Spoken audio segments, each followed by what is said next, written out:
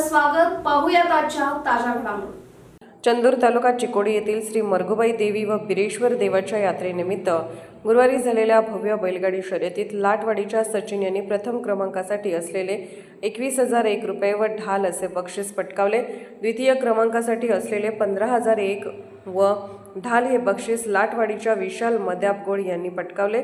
तर तृतीय क्रमांकासाठी असलेले 10,001 व ढाल हे बक्षीस विनायक पाटील यांनी पटकावले. घोडागाडी शर्यतीमध्ये लक्ष्मण नाईक यांनी प्रथम क्रमांकासाठी असलेले 7,001 व ढाल असे बक्षीस पटकावले. तर द्वितीय क्रमांकासाठी असलेले 5,000 रुपये व ढाल असे बक्षीस येडोरवाडीच्या सिद्धू इंगळे यांनी पटकावले. चंदूर टेकच्या संकेत पाटील यांनी तृतीय क्रमांकासाठी असलेले 3,001 व ढाल असे बक्षीस पटकावले. शर्यतीनंतर यात्रा कमिटी सदस्य व देणगीदार यांच्या प्रमुख उपस्थितीत बक्षीस वितरणाचा कार्यक्रम पार पडला.